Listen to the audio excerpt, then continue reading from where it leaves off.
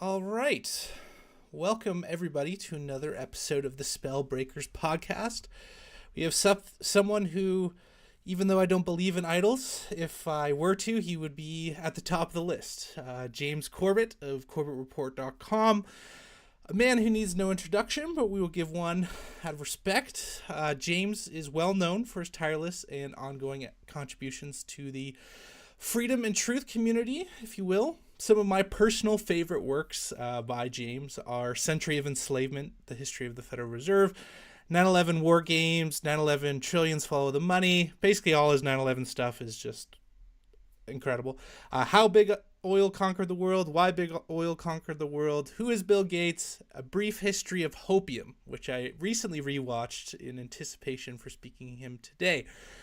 James has laid many of the foundations of knowledge that modern truthers and truth tellers and researchers, I believe, take for granted. So without further ado, James, welcome to the podcast. Thank you so much for your time. How are you doing today?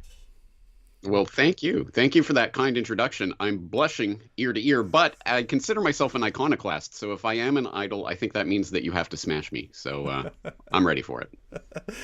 No, I appreciate it. I've been watching you since pretty much the beginning, and I do want to thank you so much for your work. And on top of that, I want to thank you for always being a voice of reason. It seems like for whatever reason, you have never been pulled into the kind of hype of the day. I think the latest thing that comes to mind as an example would be Q, right? You've always been very level-headed and able to just report the facts as you see them, dive deep, but not kind of get into, what others would call, crazy territory. So I'd be curious, where does that come from? Is that just your background? Is that something that you're really, putting intentionality into, or yeah?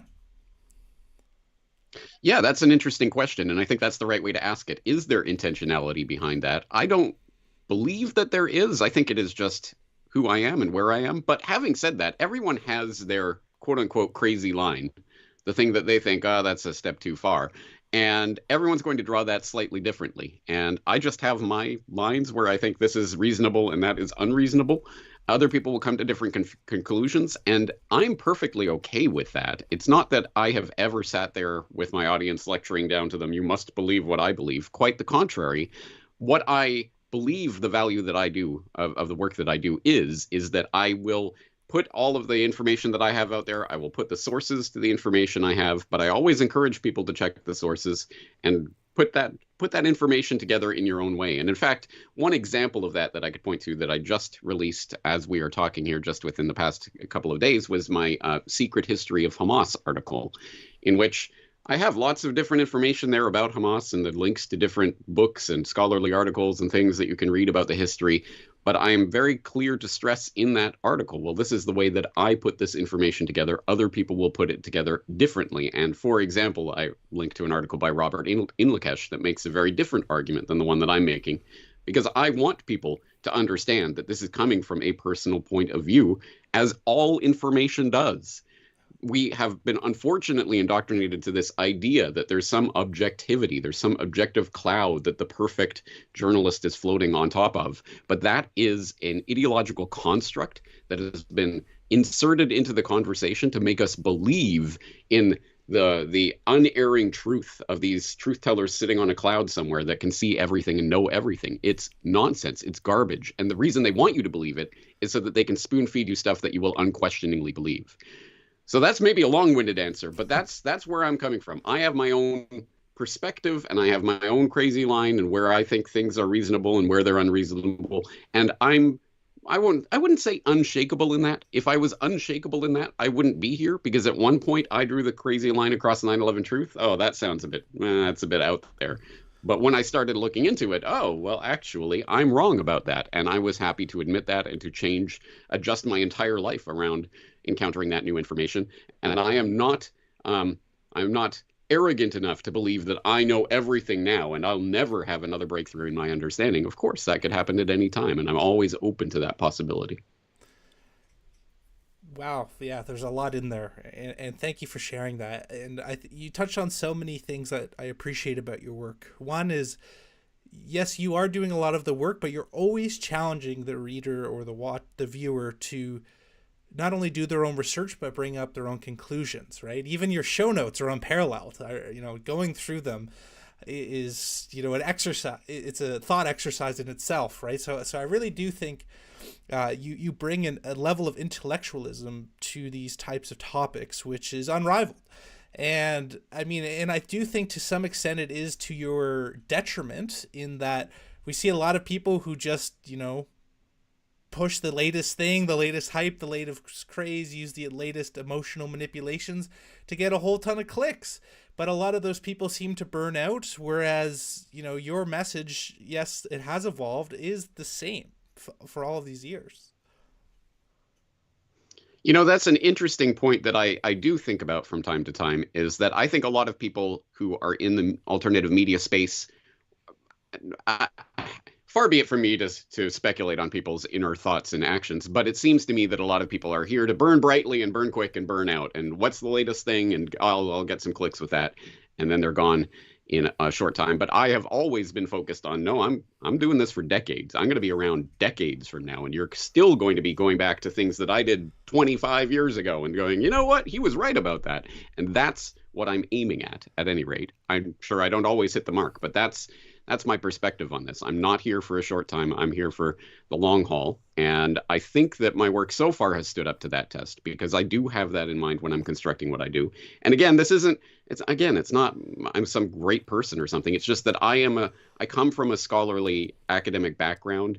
If I wasn't doing this, it's very likely that I could have fallen into academia. I'm glad I did not, actually, because I don't want to spend 7 years, studying intimate details of onomatopoeia in the poetry of William Faulkner or something. I couldn't imagine devoting my life to that. But that's the kind of background that I come from. So that's the level of rigor that I apply to this. And if the conspiracy reality that I'm attempting to outline here is, if there is something truly to it, then it can stand up to that kind of level of inquiry. And I don't know. I don't know if I have faith in the general population will be interested in this. In fact, I think the Corbett Report is probably too popular in a sense. I can't imagine that most people really understand what I'm doing or really are on board with it. And that's fine. This is for the people who really do actually care about this information, really do check sources, really do read books, which is unfortunately something that is not so common these days, et cetera, et cetera. And I'm fine with this to not be a giant thing. I never want to be an Alex Jones level, figure of reaching hundreds of millions of people. That is not going to be me, and that's not what the Corbett Report is. Yeah, well, yeah, we thank you for it. And, Jays, I'd be curious of the origin story. I know you've spoken at length and you've done AMAs and such, and I don't want to rehash two of that, and we don't have a ton of time here today, but for me, I'm just very curious what tipped the scale for you. So I know back in Japan 2006 you were in some kind of slummy kind of student dorms, right? Because you're teaching English, is my understanding. And you started just watching videos. I'm assuming some of the Google video, loose change. I'm not sure, but, I'd just be really curious, what for you started tipping the scales where you're like, this kind of consensus reality isn't, what I think, what they're telling me, walk us through what that was like for you. Right. Yeah. Well, my audience is rolling their eyes because they've heard this story 1,000 times. But for anyone who hasn't heard this story before, that synopsis might sound weird. So I think the important point of this was, yes, I moved into a very cheap apartment building, roach infested. It was, where a lot of students lived. It wasn't a student dorm, but it was that kind of living setup, because I was a poor English teacher here. And it was a convenient place to live. But the important point of it was that for the first time since I had moved out of my parents' house, it had an internet connection already. I didn't have to pay for it. It was just, it's got an internet connection. So, suddenly, instead of going to the internet cafe to check my emails once a week, as I was doing at that point, suddenly I had, I've got internet in my apartment here, and broadband internet, I can watch videos, I can look at documentaries. And so it was that I found myself as someone who is always interested in politics and news and events and things along those lines, I found myself drawn to that material. This was the Wild West of the internet back in days when you could watch anything on YouTube. They had all sorts of stuff and all sorts of information. Broadband So I was internet, watching, like the a Daily Show and watch the Colbert videos, I Report can look and at stuff like documentaries. that. And it was through the section, the related videos or the recommended videos on the sidebar, that I started finding information related to 9/11 truth. And I think what actually got me interested in it, because as I said before that point, that was past my crazy line. Oh, I mean, I know there are conspiracies. I know Lee Harvey Oswald wasn't a lone nut, but that's a step too far. But in a sense, it was almost like I was clicking on some of them just to laugh at the stupid stuff that was being said in them. And to be fair, there were a lot of stupid videos that made a lot of stupid claims. But every once in a while, I would click on a video that had an interesting claim that I thought, that can't be true. That cannot possibly be true. What are you talking about? Operation Northwoods. What are you talking about? French intelligence claimed that the CIA met with Osama bin Laden in a hospital in Dubai in the summer of 2001. That's ridiculous. Oh, it's written up in The Guardian. Oh, it was apparently reported in Le Monde. Oh, okay, all right. Well, that's interesting. I didn't know that. And it was that process, actually, that I think was what ultimately drew me into this, of not just hearing information and just believing it. Of course not. No, it was finding information that challenged some of my preconceptions or ideas that I thought couldn't be true, but me going out and looking for that information and finding it and confirming it and starting gradually to amass different pieces of this puzzle together until it built up into a paradigm shift in understanding. And I think that was the important part of this. It was me starting that process of doing the research and looking into it and starting to find the information that was the most compelling part for me. Because I'm not the kind of person that will generally just listen to and passively absorb information. And that really speaks to the power of the time that we are living in right now, because that process would have been, if not impossible, certainly orders of magnitude more difficult if we were not living in the internet age, where instead of having to go to some library to go through some physical repository of information and looking through microfiche and all of this to try to dig up this article here and that article there, it's literally at your fingertips and it's just a couple of searches away. Wow. And how incredibly easy it is, how incredibly spoiled we are. Probably the most spoiled generation in the history of the world, in the history of humanity. And unfortunately, I think not a lot of people are taking full advantage of that. Anyway, I was compelled because I started to find the information for myself, and I started to find the actual repositories of information where I could check this for myself. I don't have to take anyone's word for it. I can go and read the Operation Northwoods documents that are actually there. And it's not like I don't even have to go to a library. I just sit here in my pajamas at home and can read it for myself. That's incredible. And that's what drew me into this. Wow, very interesting. Yeah, and you touched on a lot of things that are, I'd love to unpack, but I want to be respectful for your time. But the one thing for me, and I'd be curious to see how you react to it, is it almost is a double-edged sword, the internet. So what I mean by that is all of the information is available, and most of it is available on mainstream sources that would wake up humanity to what's really going on. And I think that's the most frustrating point, or when you're digging into this. It's not only like, is this not conjecture? It's like, this is openly stated, even in sources that these people would require in order for them to justify that this is a reality. Yes, of course, your work is pulling together these sources, right? And kind of connecting the dots, if you will, in a way that is logical, not just, conspiratorial. But I think for you, is that one of the more challenging points, that what you're saying is not, conspiracy, conjecture, or even disputed, right? It's just not accepted by the masses. Well, I like to try to keep that intellectual humility in mind as I'm encountering people's reaction to this material, because, again, I know I was there once. I was at that point where I thought this is crazy information. So I understand when people hear this, they're not just going to simply swallow it just because I say it. and nor should they. They have to somehow engage in that process of finding the information for themselves. And it's one of those things: you can lead a horse to water, you can't make it drink. You can lead people to information, you can't make them think. You actually speak to one of the most important parts of the way that this operates, because I think people think that their conception, once they stumble into alternative media and alternative information, they may have the misconception that mainstream media is just pure, straight out factual untruths, just lies.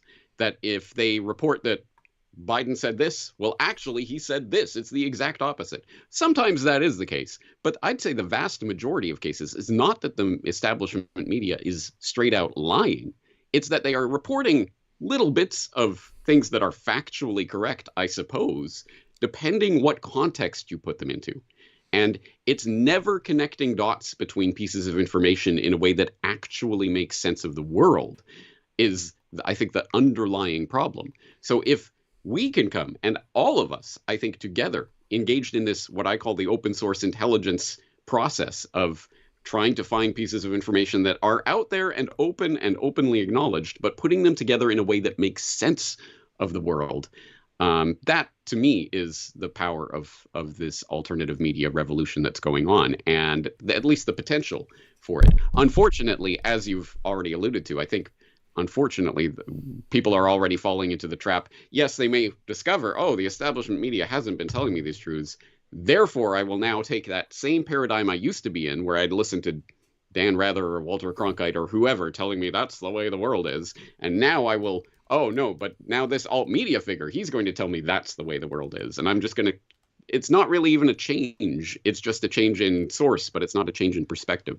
We have to confront that and really, unfortunately, affect the revolution in understanding that is the only thing that will get us through this. Now, having said that, I mean, there are so many important points that I'd like to make here, but I think this goes back to the heart of the documentary I released a couple of years ago on the media matrix, which is all about the history of mass media and how it is shaping who we are, to the point where we now engage in mediated reality more than we live in the real world. We have a screen in front of our face in one way or another more often than we are talking to real human beings. And that should be at least something to give us pause for thought.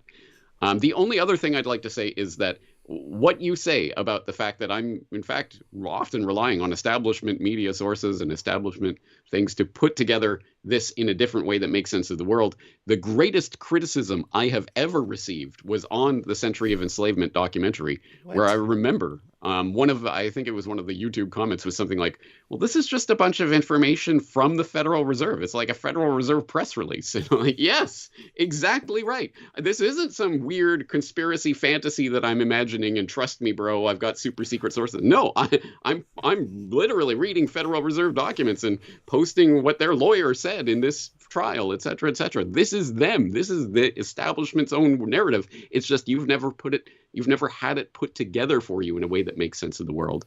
And I guess for me, the greatest part of all of this is that it takes an incredible amount of PR and spin and billion-dollar media industries and million-dollar TV sets with photogenic TV reporters with million-dollar smiles to sell you a pack of lies.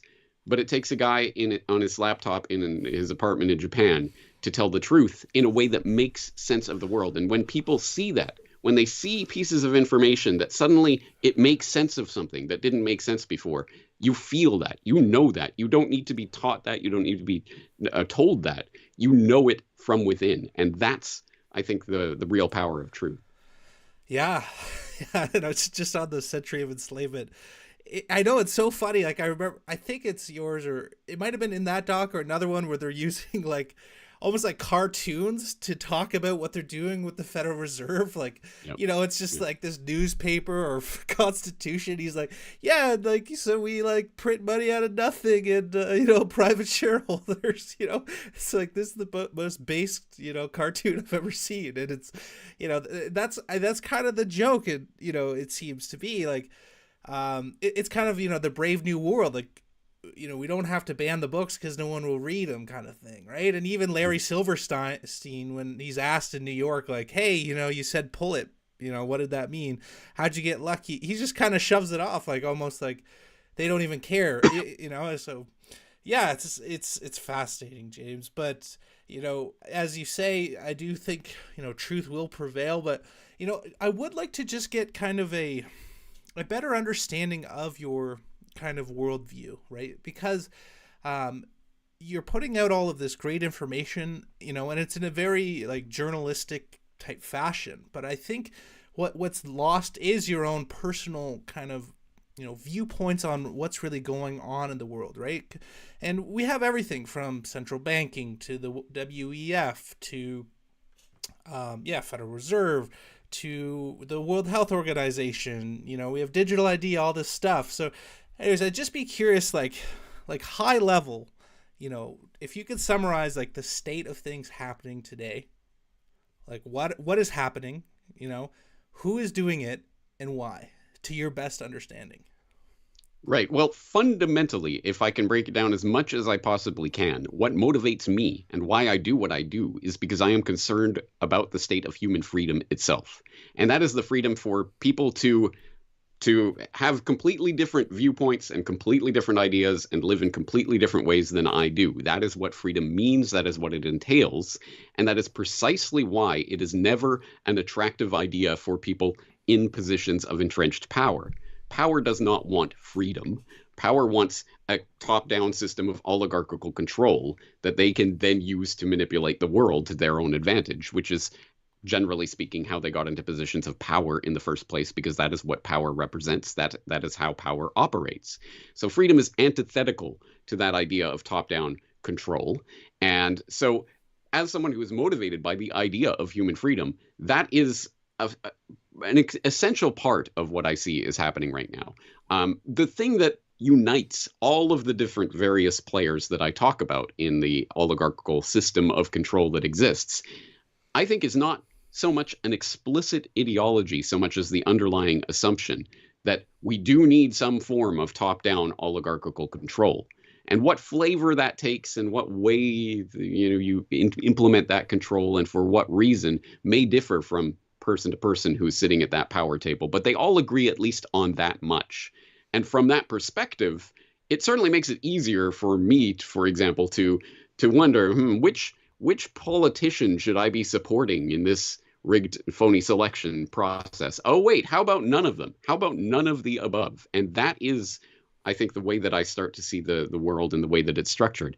The other underlying part of this ruling ideology that I think has been, in one form or another, stewarding over humanity for hundreds, thousands of years at this point, is almost an anti-human sort of agenda to ultimately, I suppose there are different flavors of this as well, but there are people, I think, in the technocratic ruling elite at this point who truly believe and have swallowed all the transhumanist nonsense that we're going to upload our consciousness and live in digital bodies forever and all of that nonsense.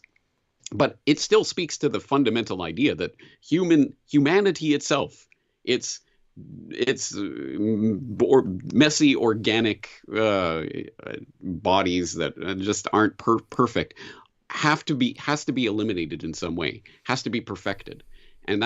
And we see that reflected in so many different aspects of this agenda, from the old Masonic idea of squaring the circle. We're going to perfect what God left unperfected. We're going to become gods ourselves, I think has been a guiding part of this ruling ideology for a long time. And that, too, is antithetical to what I believe. And that is something that I fight back against. And interestingly enough, I find I get the most pushback on that aspect of the work that I do. When I started this, I thought they would be extremely controversial and people would say 9/11 truth. Oh, you're one of those crazy. And yes, of course, I suppose if my information ever makes its way into some normie sphere, there will be that kind of pushback. But generally speaking, the most of the people that I have encountered in my 17 years now of doing this have been receptive to that type of information, probably selection bias because they're looking for this type of information and they encountered my work. But at any rate, I haven't received a lot of pushback about that or some of the conspiratorial reality that I talk about. It's when I start explicitly defending humanity from people who would say that humans are a cancer on the earth and there's too many people and we need to get rid of them and control them and limit them and somehow order them just in a better way than those people are trying to limit and control and order us. Don't worry, we'll do it the right way. When I push back against that fundamental idea is when I actually get the most pushback from people in the audience. And I think that speaks, unfortunately, to the power of the manipulation of the propaganda that has convinced people essentially to desire their own enslavement, to desire their own ultimate culling, which to me is truly almost unspeakably sad, because that is the most basic instinctual level that any species can have, is just, hey, I want my species to survive. And that, if you can drill that out of the population, then it is game over, because what even are we fighting for at that point? Yeah, very well said. And isn't that the hardest part of, quote, being awake? When it's fine for people to have disagreements, different political views, but when you see people defending a system or an ideology that literally openly wants to destroy them, I think that is one of the hardest lessons I've had to learn in this movement, right? Not just people saying that's interesting or I don't know, but actively going out of their way to defend a system, and that is trying to destroy them. It's sick, right? And yeah, I'd be really curious. Like, I know you take a very agnostic approach to a lot of these things, but for me, it does seem like these people, like, beyond just trying to get power, are evil, anti-human. Like, to me, it feels like almost like a Satan or a demonic force, or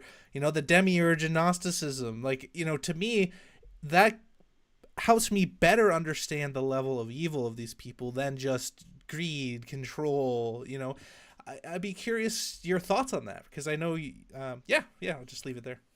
Yeah, there is a malevolence to that anti-human ideology that I'm talking about that is not really explicable if we do not have some sort of moral understanding of the universe. I believe there is a moral dimension to the universe that we can apprehend as human beings. We understand fundamentally when something is right and wrong. Obviously, there's lots of gray areas and things that are difficult to determine because of context and understanding, but there are certain basic lines in which I think are pretty obviously moral and immoral. And if there is good, then there is evil. And if there is evil, then there is good. So I'm not afraid to go in that direction. Of course, that exists. And how do I, as someone who, obviously, like every other human being, I'm not some perfect moral angel floating on a cloud, but I do know when I've done something wrong, when I've been unethical, I feel that gnawing of my conscience. I shouldn't have done that. And I'm not talking about going out and killing people or anything like that. Just the little moral transgressions, the lies and things that we do every single day. All of us, every single human being. Most of us have that conscience that keeps us from doing that. Oh, I shouldn't say that. I should really apologize to that person, et cetera, et cetera. But there are people. Presumably, I have no access to someone's consciousness, but there seems to be people who do not have that pang of conscience. And there are different ways of understanding that, one of which that I've talked about in the past is psychopathy. As in, there are people who are born literally without the ability to feel empathy for other human beings, and thus use human beings completely as means to an end, as opposed to as ends in themselves, which is one of the ways that this has been framed in moral philosophy over the centuries. If we treat people as a means to an end, we are using them essentially as utility for our own pleasure function or whatever it is that we're after. And that in and of itself is immoral. So I think there's some element of that. And yeah, how do we describe that? Is it psychopathy? Is it literally some sort of demon entity? Is it some kind of interdimensional thing? Again, that's above my pay grade. How am I going to determine that? All I know is that there is evil that exists in the world, and I am opposed to it.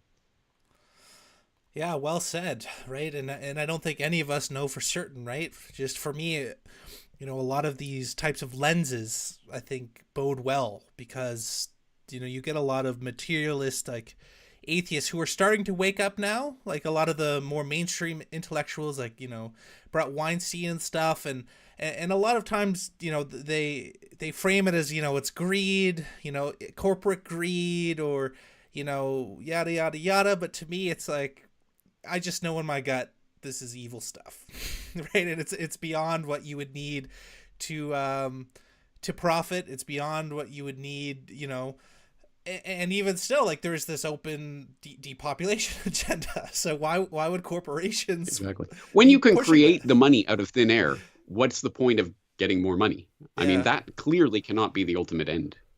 yeah. I mean, maybe they just kept us long enough to build our own enslavement, and that's something as a great transition. I want to speak to your hashtag Solutions Watch, and I really first want to thank you for taking this, because something that got me out of what I would call the truther movement or community is just this endless, I call it trauma bonding, where we're just Mm. bonding over how awful and evil it is, you know, Klausy Schwab, adrenochrome, you know, endless stuff. And it's, James, it's totally exhausting. It's demoralizing, and, you know, it'll kill you.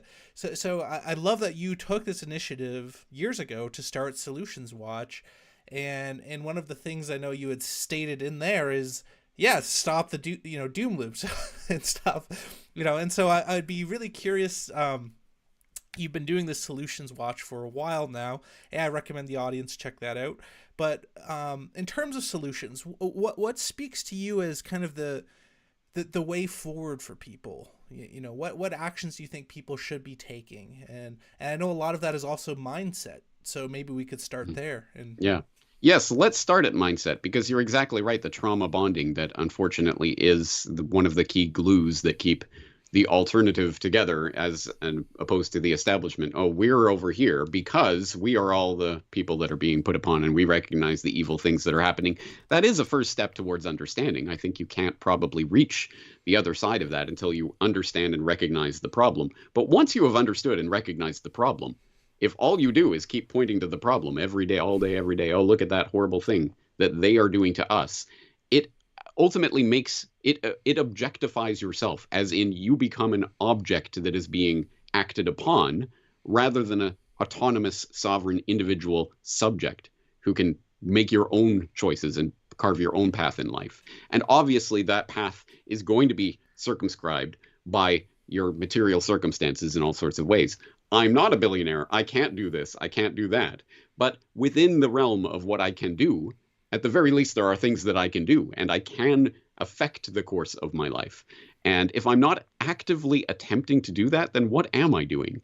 And far be it from me to help the editorial writers of the establishment media, who love to write that same editorial that they write hundreds and hundreds and hundreds and hundreds of times a year, as to the psychology of conspiracy theories.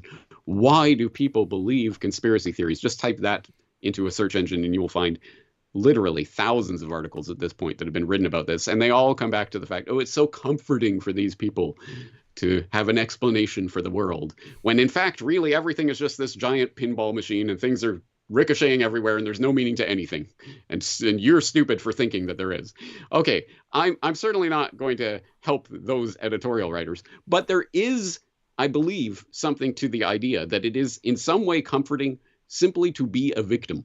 mm, I am the victim of those people, they, them, those that are doing that conspiracy thing. And that's why my life sucks. And that's why I can't do anything, and I can't accomplish anything, and nothing will ever happen for me, because they, them, those are doing that thing.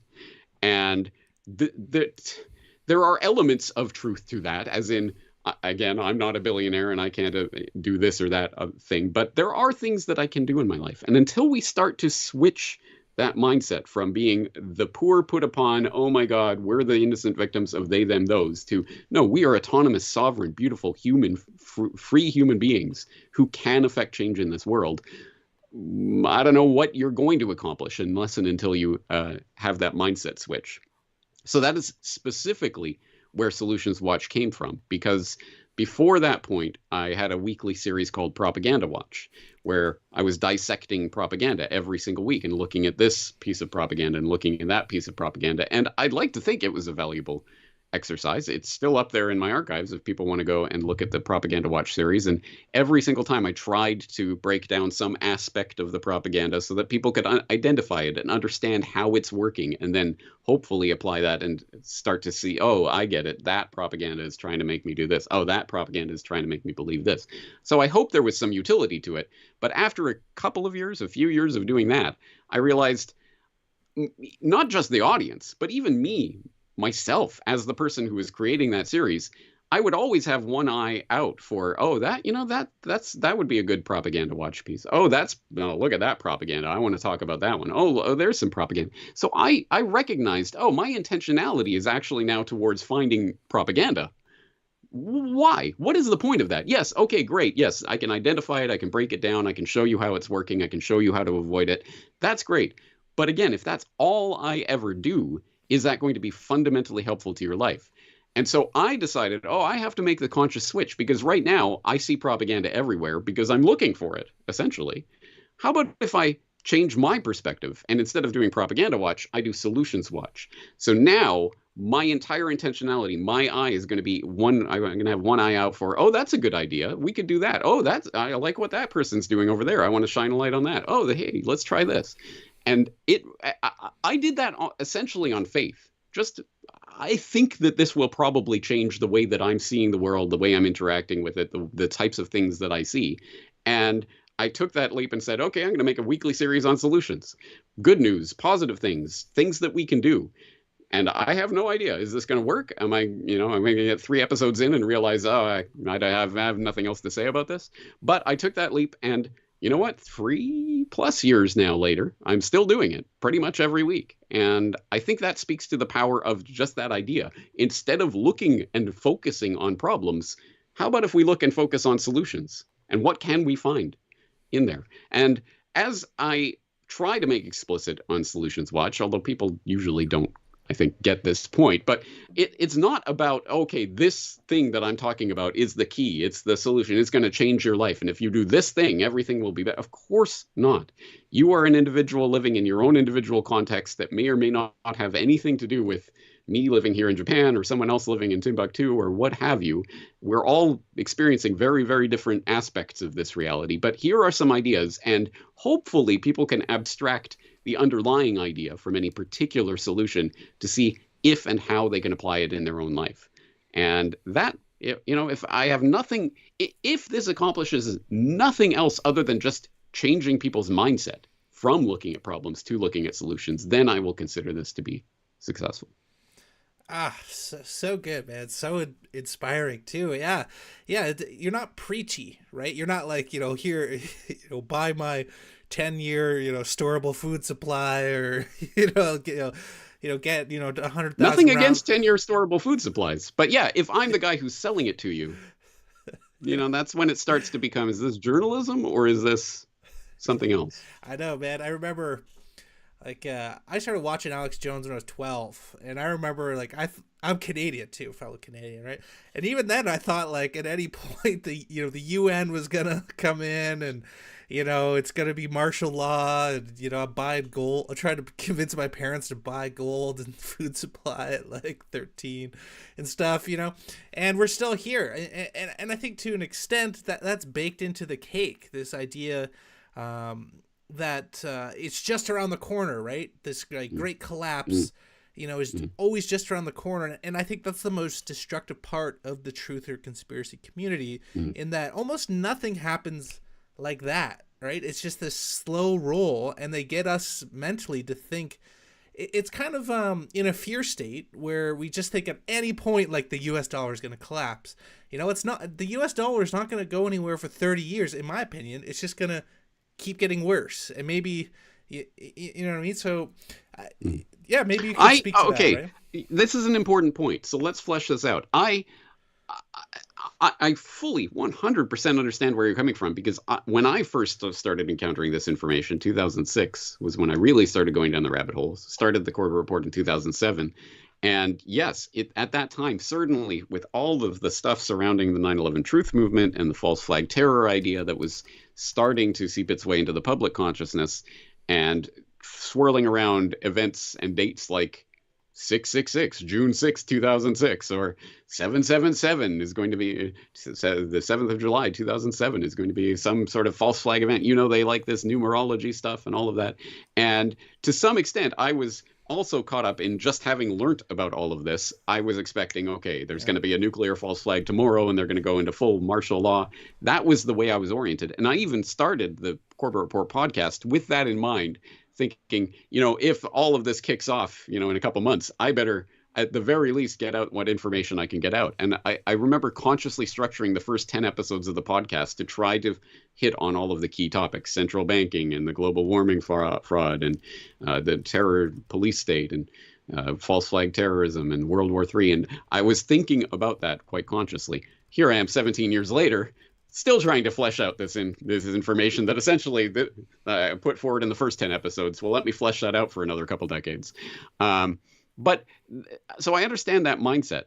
Having said that, I think obviously there are inflection points in history, and there are times, as I believe Lenin has been quoted as saying, although I've never looked into this, so maybe I shouldn't be repeating it, but more things happen in some years than happen in entire decades, or whatever that phrase is meant to be. And certainly there are events that really do change things, like a 9/11 or a scamdemic or something that really does change the game. And we're always prepared for that. But there's the great Hemingway quote that, man, I really need to commit to memory because I'm never going to be able to cite this off the top of my head. But it's something like someone is asking someone, oh, how did you go bankrupt? Well, it was very, very slow at first, and then then overnight, or whatever the phrase is. I really should commit that to memory. But people get the sense. Yes, no, the U.S. dollar, for example, on a long, steady, slow decline until there is a terminus event. And that event can change, and presumably paradigm shifts, like in science or anything else, don't happen. Yes, they happen gradually, and then all of a sudden. Yeah. And suddenly you're in a new paradigm. And I think that's what we're geared towards. That's what people are looking for, because those are obviously the most interesting events to examine. Who cares about the long, slow, gradual trends? We're looking for those terminal points where something is going to fundamentally shift. And yes, we should be gearing up and ready and prepared. And that might be part of the solutions that we're looking for. How do I prepare for certain alternatives and things that could happen? But yeah, I think we shouldn't ignore the long, slow, boring parts where, oh, by the way, all of the infrastructure for everything that's going to happen on the other side of this event is being set up now.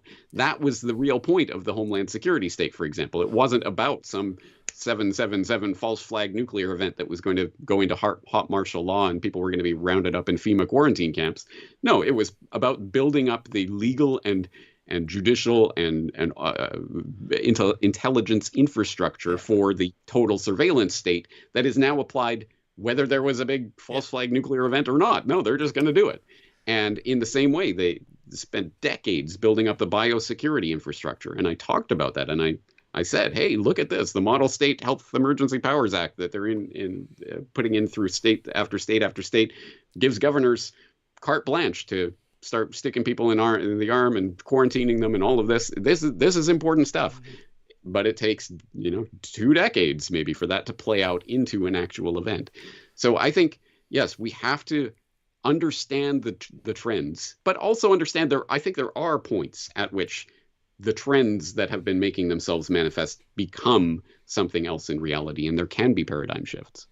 Oh, for sure. Yeah, and the saying, there's weeks where decades happens and decades where weeks happen, right? And right. I mean, COVID was one of those things for sure. Yeah, I'm not trying to say, it's always that way. I'm just talking as a reformed truther, right? So I do a lot of like ex-truther videos when I started off, and that to me was the mind parasite for myself that I had to be honest about. It's like, it's always just around the corner where, but speaking to that, want to be respectful of your time. Maybe we could just close out, for today with predictions. I'd be curious to just learn how is James viewing things right now. It seems like there is a bit of a critical mass, a bit of a great awakening. I am very skeptical of Jones and Tucker Carlson and all these people, but it does seem like more people than ever are starting to get the idea. And then it also seems like the people in, quote, control have never been more psychopathic. Mm. So I'd be Yeah. curious, where are you seeing things now? Where do you think we are? Where do you think we're going in the next few years? Yeah. Well, I guess that assessment it seems like it's about right in general, broad terms, but what does that mean in specifics? Well, I came up with a formulation probably about the beginning of the decade that I'm probably still going to go by, in which I was thinking that what we were facing in the short term is likely to be the introduction of the digital ID infrastructure and everything that's associated with that. And in fact, you could really look at the entire scamdemic as essentially that. It was the introduction of the digital infrastructure for tracking and controlling human populations. And that was, to the extent that that's what they were aiming at, remarkably successful. The just even inserting the idea in the public consciousness that, oh, you're going to have to check in with your QR code when you visit a public space so that we can track and know where you were, and contact tracing and all of these ideas embedded in the public consciousness. And then also it was a test case for, we are now essentially slaves to our digital devices, because it came to the point in certain places and certain times that you wouldn't really be able to do this without a slave tracking device known as a smartphone to scan a QR code or to have your credentials on you. And I think that is an incredibly scary part of what we're heading into if we keep going down this path. So the creation of the digital ID, which is going to be tied into all the things that come with that, the CBDCs and the social credit scores. Again, I don't think this will all happen overnight, but we are heading in that direction. So that was my vision for the short term. Medium term, the introduction of the CBDC, some sort of monetary type, not a complete changeover. Again, I think if people are expecting they're going to close all the banks and get rid of all money and it's going to be CBDC all at once, that seems unrealistic to me. But the introduction of this alternative system, hey guys, we're going to, hey, now you're going to have this option and it'll be totally voluntary at first. And then they bring in more and more controls on it, et cetera, et cetera. The long-term vision, as in towards the end of the decade, was what I was imagining was the reintroduction of hot war into the global political scale. And it's interesting. I say I get the most pushback against when I'm talking about, humans aren't a cancer on the earth. Well, actually they are. And there are too many people. Well, actually, one of the other things that I get the most pushback about is when I talk about hot war, because I think I understand why, because my perspective is that essentially there is a sort of collaboration amongst the supposed geopolitical enemies on the geopolitical chessboard. Insofar as I understand and conceptualize it in the way, for example, Anthony Sutton talked about the Cold War and the Soviets and the Americans that were opposing them. Well, actually, why was there all these Western technology transfers to the Soviet Union? Why was there the Lend-Lease program? Why was the entire Soviet economy essentially propped up by the Americans for decades? That doesn't seem to make sense. Oh, it's because perhaps there are vested interests that have an interest in playing two sides off against each other so that they could more completely control their own domestic economy and political population, etc. So with that in mind, people think, well, okay, so if there's one side that's controlling all of these other sides, like the Chinese and the Russians and what have you, then they'll never go to war. But no, I don't think that's how that works, because I think World War I was an engineered event that took decades of geopolitical machinations. If people are interested in that, they can go to my World War I conspiracy documentary where I laid all of that out. I think World War II was a engineered event that was controlled in many ways, but they still happened. They were real wars that really killed millions of people. Really, people died. There was a lot of bloodshed spilled. And yes, I think there were interests that were controlling all the sides of the conflict, but that doesn't mean that the war doesn't happen.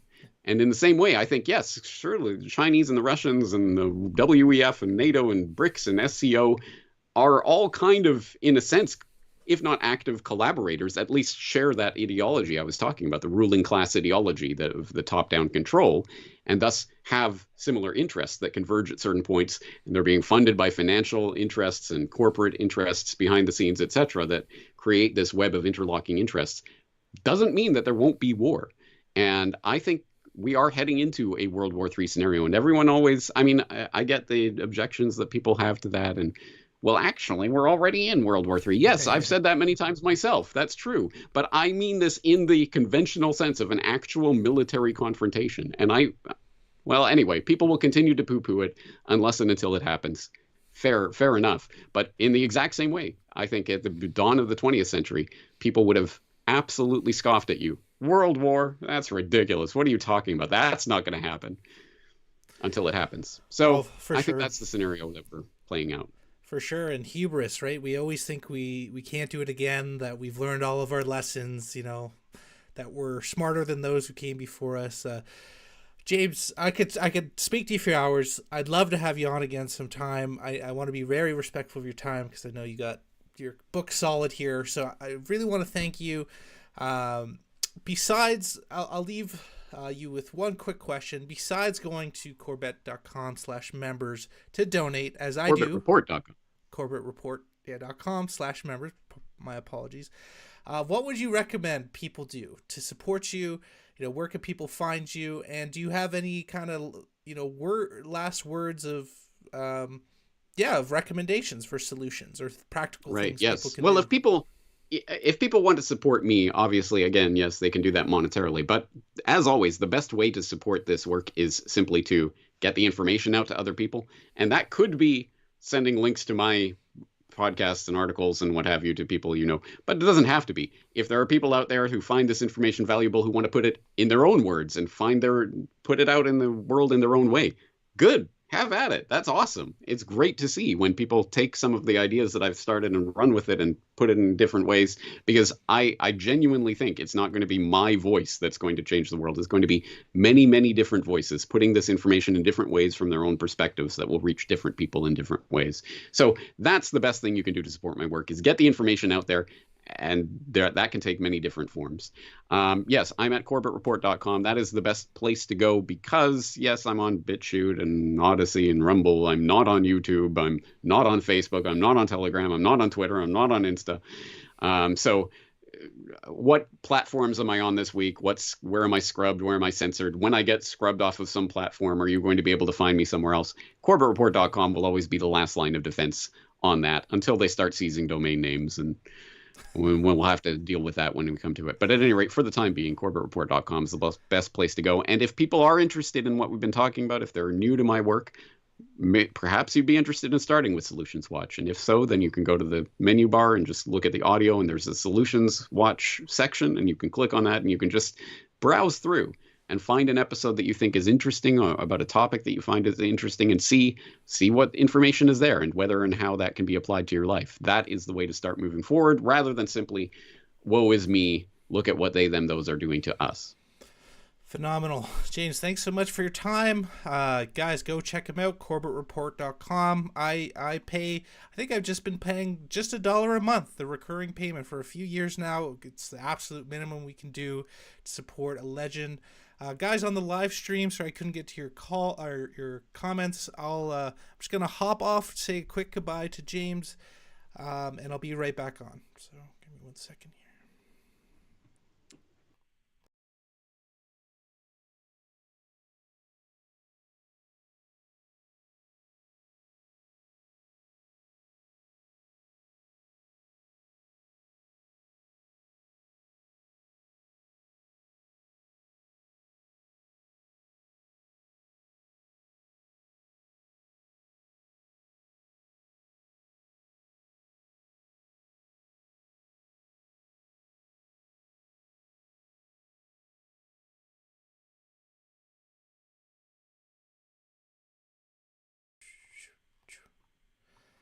All right, we're back. All right, guys. Yeah, short and sweet. I could have talked to James for an extra hour. He's just so fascinating. I felt like I don't know if you guys who are watching, I hope you guys know him well, but I've been a fan of James for since 2008, I think 2007. When he started off, he's just been doing phenomenal work. I think he's one of the true OGs in the space. He's one of the few that I trust. I think he has a level of integrity that's unparalleled in the space. So yeah, again, guys, I really hope you can go Go check him out there at corbettreport.com/members. For those who don't realize it, a lot of his work is the basis for a lot of the knowledge of these more, TikTok type truthers that we see now. He's been putting in this work for decades. So please, if you can, support him as much as you can. And I'll go through some comments and questions. Guys, get your questions in if you have any questions for me. What do we got here? Jackie says hi. Hey, Jackie. You've been in all the streams lately. I really appreciate that. I don't know. Mr. McCool, I think. That's who it is. I'd love to hear James' opinion on solutions outside of a monetary system. Beyond the basics of grow your own food, know your neighbors, have a source of water and electricity. Check out his solutions watch. I really want to have James on again because it just wasn't enough time. I had 100 other questions to ask him, but he's got a place to be. He's a busy man. It was very kind of him to get in here. But one thing that I actually really liked in one of his solutions watch was community dollars, right? And I think that is a huge solution, and we could do it with the blockchain as well. This idea of in-kind, a labor ledger, right? So you have in a community, people, 1 hour is worth an hour, or if it's a very specialized trade, you can do 2 to 1, whatever, but you basically track, hey, I did this much, and you can spend those dollars anywhere. I've seen it work in many locations, and that's something a lot of lefties push that I really like. I think it's huge. Getting off the dollar system would be massive because the financial system is a debt-based, fractional reserve, interest-based system that is mathematically designed to steal all of the global wealth. Right, and we would be far wealthier, I think, in a real monetary system. So in any way we can build that, or even in tiny part,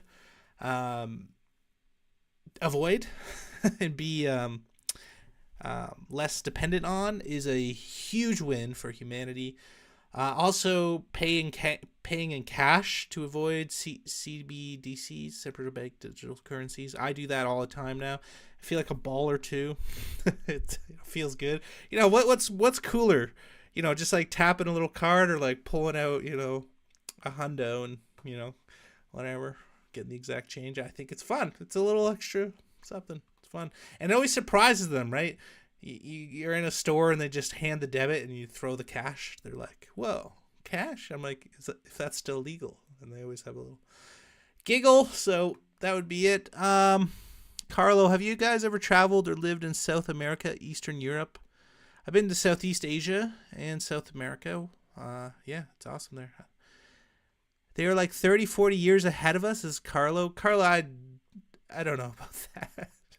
I mean, go to Chile, buddy. 30, 40 years ahead. Yeah, all their police have bars on their windows and stuff. So, it wasn't cataclysm. It's quality of life decreasing. Oh, I see what he's saying. Yeah, no, I agree. Ruling class gets more powerful and predatory. Yeah, that's a great point, Carlo. Yeah, and know what's crazy? We had some friends come up from Ecuador, right? And they're talking about prices, and they're like, yeah, we're like basically Canada now.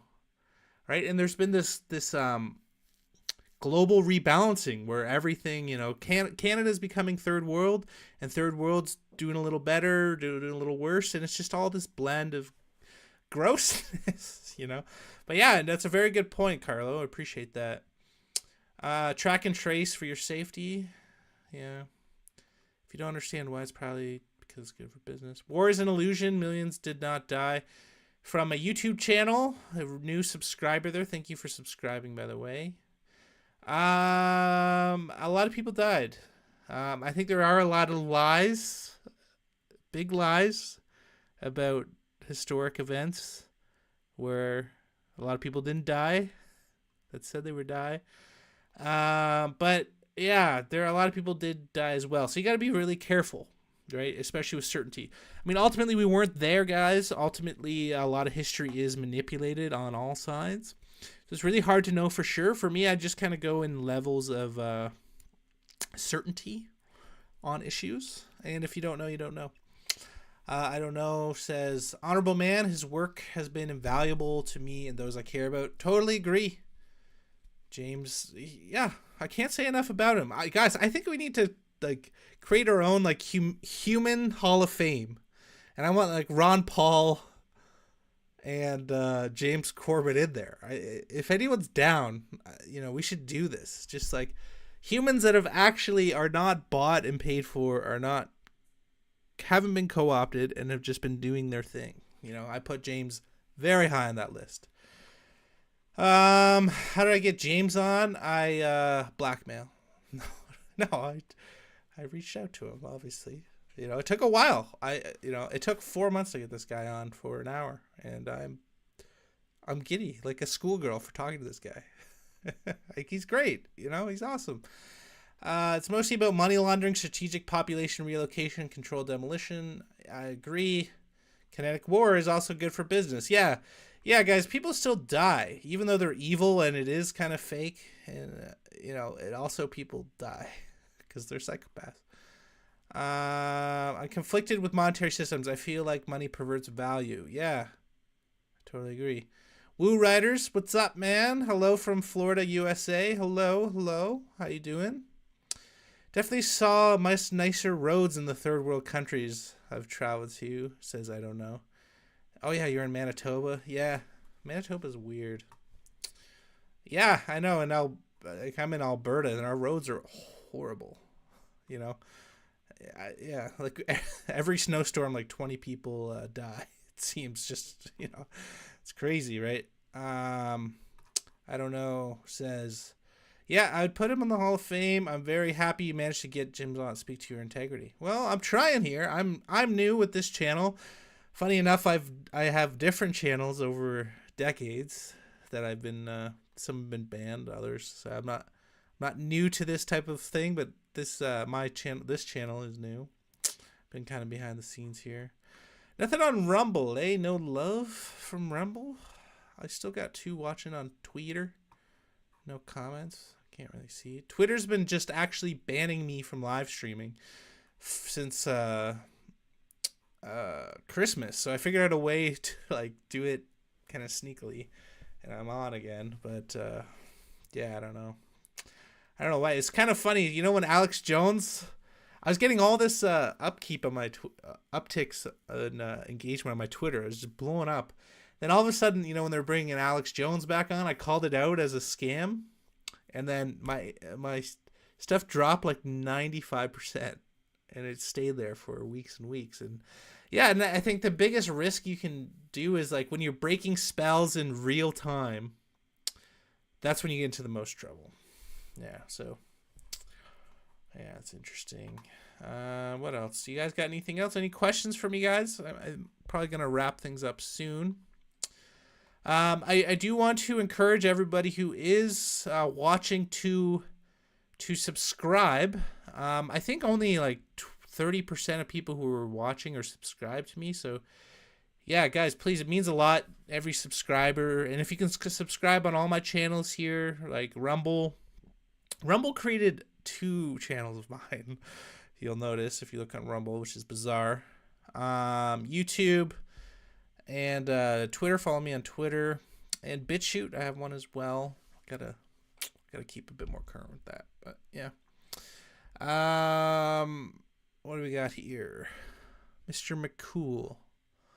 YouTube seems to be relaxing with the banning. Some of the conversations I've heard lately would have been shut down immediately. Kind of strange. Yeah, no, for sure. I totally agree. And when I had Jeremy McKenzie on, I recommend that. That was a really, really good one, especially for my fellow Canadians on Rumble. Go check that out. The Jeremy McKenzie interview, that was amazing. But he said the same thing. You basically can't mention the, this, I don't know if the jibbies, or say certain things, because I did get flagged or strike from something Bruce said. It was just in passing. It got like totally removed. But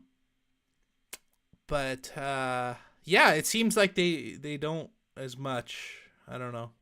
But having said that, I mean, I'm getting crazy engagement on my YouTube, but it's really, I'm just eking more followers, you know, and I think I'm putting out pretty good content, you know, like I'm maybe getting a little cocky, but like I'm trying to bring the most relevant people, always coming correct, you know, always bringing the interviews, right? And so it's your fault that you guys aren't sharing the message. So get out there, force the spell breakers on everybody, please.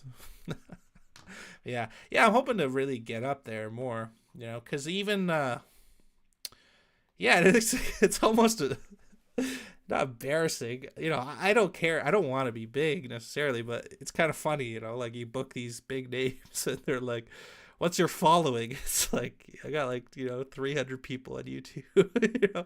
So yeah, exactly, Mr. McCool. Like and subscribe is so easy, just do it. Yeah, make your boy Donnie proud. Yeah, but no, man, and you guys have been awesome. And those who are in the Telegram chat, that's been fun too. You guys feel free to join that. And we got a chat one as well. I'm trying to switch everyone over to the chat and then delete the old one, because I didn't actually know that when you create a Telegram channel by default, you don't let people talk. It doesn't let people talk. So all this time, I just thought nobody wanted to like talk to me on Telegram. Then I realized my friend was like, you know, I can't text in here, right? I'm like, what? So yeah, that's why I made the chat one, because I thought that was lame. So I'm trying to get everybody in the original Telegram into the chat one, and then I'll delete it. But at the same time, maybe you don't want to chat. Maybe you just want to know when I'm posting stuff. So yeah, I'll keep both for now. Woo Riders, what's up, Woo? He said, what do Canadians think about the Israel-Iran conflict? Ooh, that's interesting. Well, obviously Canadians are a diverse bunch, but I will say it's really unfortunate. What would say how divided we are on left and right about every issue. You know, so for me, I really struggle with Israel, you know, but then you know, these Palestinian protesters become totally insane too. They're like far left and kind of freaky deaky. So then it all boils down to left and right. The left all think Israel's bad, you know, but the right thinks Israel's good because, you know, the crazy Palestinian protesters. It's very easy to manipulate us Canadians. You know, it's really unfortunate, and it's funny how things change. Like, you know, liberals, like when James started, liberals were cool, guys. Like, liberals were cool. Like Stephen Colbert was cool. Like James, what's his name? James Stewart was cool.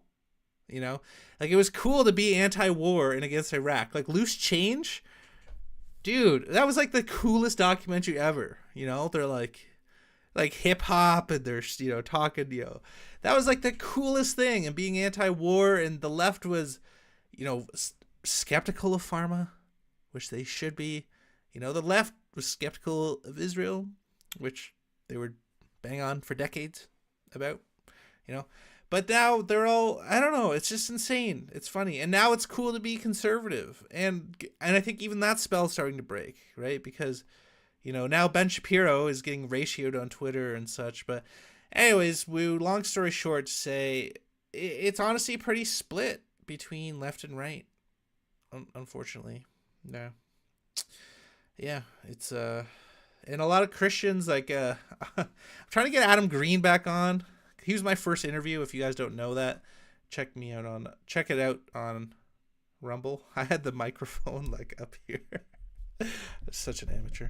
It's funny, but that was a fun one. I was so nervous too. But I want to get that guy on because there's this huge split now with people waking up to the whole like Zio stuff, which is good.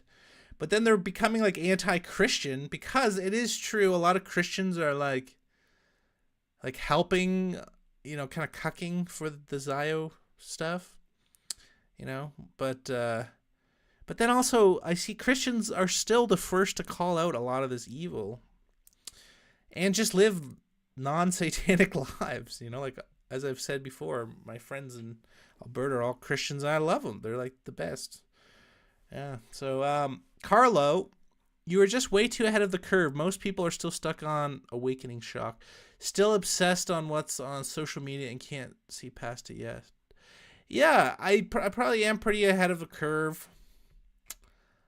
I think so. Yeah. But then it leads to I think a higher quality audience as well. Like I don't want to, you know, it's funny, guys. Like, you know, I mean, my channel's so small, right? But I really try to have integrity, and even on Twitter, right? I'm trying to like craft these deep posts that are inspiring, and you know, I'll get like 1 or 2 likes, and then I just say like, you know, talk about the scamdemic or something, and then it's just blow up with likes, right?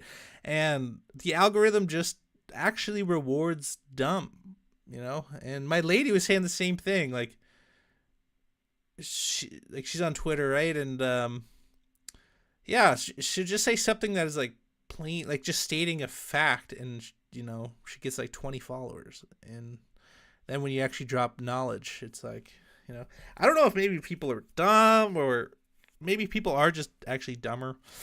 And that's another thing too. I've noticed a lot of people just have total memory loss lately and are just like not even all there. I'm curious if you guys have seen that, you know, just like in a friend and family circle, like a lot of people, they're just not all there. And I don't know what's going on there. Mr. McCool, and Mr. McCool, I think, was one of our first donators to the podcast. So he's pretty much royalty in the chat, guys. And if you guys want to be as cool as Mr. McCool, go to buymeacoffee.com/the Spellbreakers podcast and buy me a coffee. You know, if you like what I'm doing, you know, I'm trying to inspire you to not get cucked. Yeah. So, as a Canadian, the conflict is engineering. As a Canadian, the conflict is engineering, a divide when nuance is always a factor. Most Canadian people are very comfortably numb, too busy to get informed and break out of the spells. Yeah, I think Canada has to get really, really bad for people to wake up. It's really, really frustrating. Yeah. It's really, really frustrating. You know, we have a beautiful country, beautiful people, hardworking. We could build. There's no reason why we need to have this drastically reduced standard of living. That's full psychopathy. You know, it's sick. Yeah, like, don't get me wrong, things happen, okay? Like, you know, but all of this is just from government psychopathy and insanity. And I think that's the hardest part, right? It'd be one thing if there's like an existential crisis, like a meteor fell or something, you know, or whatever, you know, act of God, and we all had to come together, or, you know, a real enemy that wasn't just, you know, WF bullshit. And, you know, I think that would inspire a lot of people, like, to stand up, and we'd find the best of Canada. But it's just this slow decline, or kind of rapid decline in life, living standards. But, you know, but people don't wake up to it. It's sad. It's sad. And yeah, I made a video before, but I really hope everyone's keeping sane. It's, you know, it's tough out there, eh? The left were all against Monsanto, GMOs, and big corps. Now they're literally injecting it into themselves. Wow. Yeah, Carlo, it's so weird, eh? It's so weird. And there's still some based lefties. You know, it's conservatives would say that's impossible. It's not true. Like, I met a communist in Toronto, and the dude was just like, he was building houses for homeless people, like illegal little like shacks and stuff in people's backyards, and feeding people. You'd spend his days like, you know, dumpster diving food, cooking it up, feeding people, and building shelter for those. And obviously I don't agree with being a commie. But the dude's like doing stuff, and for me, I'm like, that's way more based than just saying like sharing Tucker Carlson memes, you know. To me, you know, I think that's way cooler. But that's just me. Yeah, and where are they now? Like, you know, it's weird. And I've had like lefties they're still simultaneously say like Canada is this like racist colonialist, state of, evil. And then they like love the state too. I'm just like, well, why do you believe in these people? Like, why are you then voting? Why do you think this type of policy is the answer? Yeah. What we got here? Mr. McCool, we've had first world brainwashing camp for a few generations now. Yeah. And now everyone is almost on pharmaceuticals. Yeah, man. That's real. It's crazy, eh? Man. Yeah. Yeah. I am seeing it, yeah. I mean, where we are, I'd be curious what it's like in Manitoba, but where we are, people are cluing in. And, yeah. Yeah, the average rural Canadian just wants to be left alone. There are so many skills and so much resources. We could be the best place on earth, even with the winners. I agree. Like, Alberta has $13 trillion in, like, oil and resources. Like, the GDP of Canada is 1.5 trillion. And most of that is just government spending. So we have, like, 10, 15 years of the GDP of Canada, like, just here, And we can do it sustainably, we could create a paradise. It's ridiculous. I know, it's so ridiculous. Like, we have the technology, we have the people. We don't want to be slaves. Let's just do it. Like, it's, and Danielle Smith, for those who don't know, is like this. She is probably the most based politician in a generation. She's our premier of Alberta. She made a splash internationally. But yeah, I think same thing, guys. All these politicians are corrupt because she is playing ball. She's, yeah,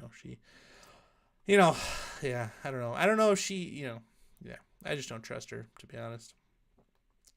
It's all the same crap everywhere. No chats from Rumble, eh? Huh, that's okay. That's cool. That's cool. Okay, yeah, I think I'm going to wrap things up, guys. If you have any questions, put them in now, because I'm about to end the stream here. And yeah, again, I'll paste it in the chat here. If you guys are able to support, means the world to moi. And also, yeah, please also, I'm looking for help to make clips, guys. So if any of you can help with that, for the live streams, just yeah, if you can make clips of things you like, share that on social media. And yeah, what else? How else can we promote you? I'm not sure what to do. Like, I don't know, post in Reddit, share on Twitter. The clips really help, guys. Like, I'm trying to build a whole new channel that's just clips. So if anyone wants to help with that, just message me. Yeah, I want to get it going a little bit more here. And then I'm going to sell my my hair pomade and stuff. Still going to do that. It's just taking time. As far as live chat interactions, I don't know. You mean mixed cool. Carlos says, I share with everyone I talk to. Dude, appreciate that. I really do. Like, I'm really lucky to I love them, all the supporters. Like, I'd rather have you guys who are all like really legit and ask great questions and leave amazing comments. And I get like almost 100% likes on all my videos, and like the watch time is like 30% average, where like most others it's like 2%. So obviously I'm doing something right and I'm getting a high quality audience. That to me is more important than just placating to, the lessers. So yeah. I don't know. Says, yeah, just keep going. It will pick up. Stay the course. Yeah, man, for sure. This isn't like a downer thing for me. It's still fun. If I could do this for a living, it'd be amazing. But for now, yeah, Mr. Cool, he's carried me. He's carried this whole podcast. So, yeah, thank you again, sir. Yeah, okay. I think that's it, guys. I'm going to wrap up. Thanks again for tuning in. And, yeah, We're going to have another one, hopefully Thursday, with CJ Smith from Fulfilled Living. He's a really interesting guy. Hopefully that's still on. Waiting for confirmation. But, yeah. Jackie, peace to you, too. You've been really fun in the chat. And, yeah, nobody knew James Corbett for a long time. Yeah, please support him, guys. CorbettReport.com. He's the OG. All right. I love y'all. I hope you guys are staying sane in an insane world. And,